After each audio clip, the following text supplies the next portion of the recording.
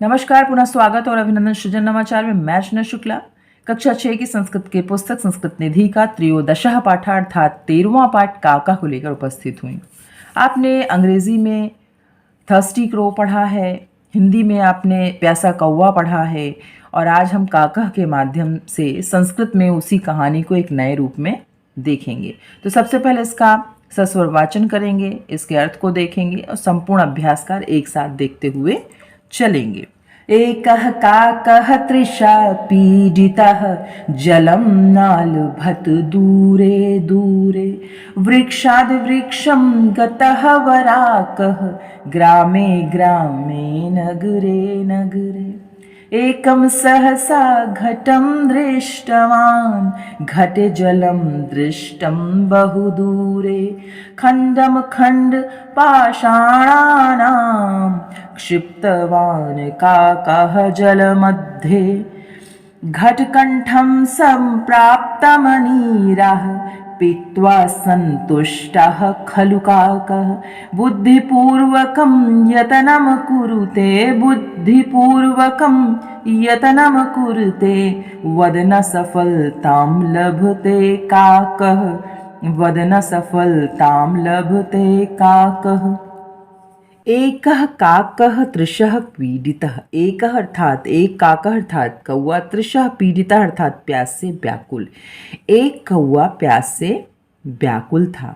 जलम न अलभत दूरे दूरे, दूर दूर तक उसे क्या नहीं दिखाई पड़ रहा था? जल अर्थात पानी।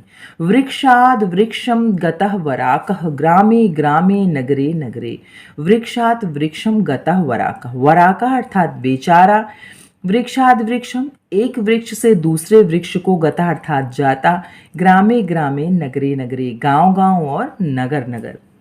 एकम सहसा घटम दृष्टवान, एकम एक, सहसा यानी अचानक, घटम यानी घड़ा, दृष्टवान यानी देखा, उसको अचानक एक घड़ा दिखाई पड़ा।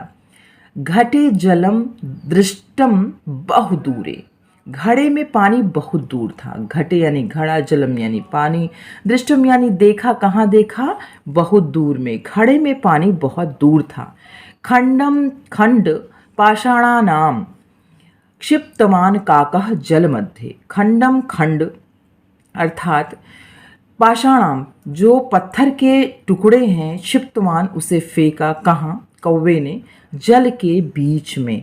पत्थर उसको फेंका जल के बीच में। तो कहने का आशा है कि पत्थर के टुकड़े को जल के बीच में फेंक दिया।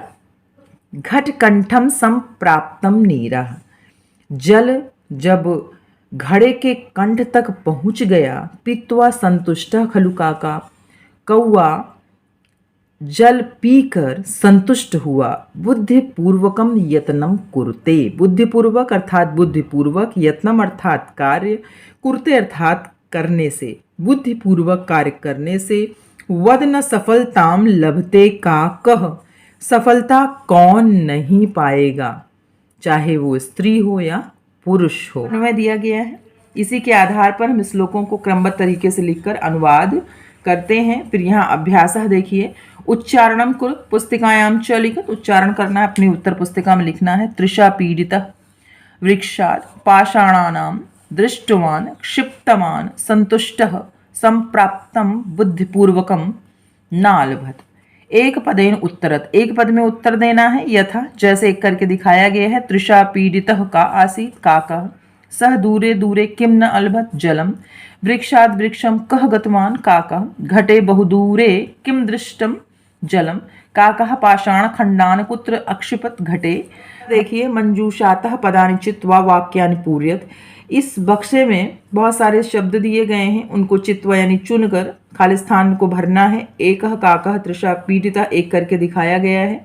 जलम दूरे दूरे नालभत, एकम सहसा घटम दृष्टवान घटे जलम बहुदूरे दृष्टम, कह काकः जल मध्ये पाषाण खंडम अक्षिपत, काकः जलम पीत्वा संतुष्टः जातः।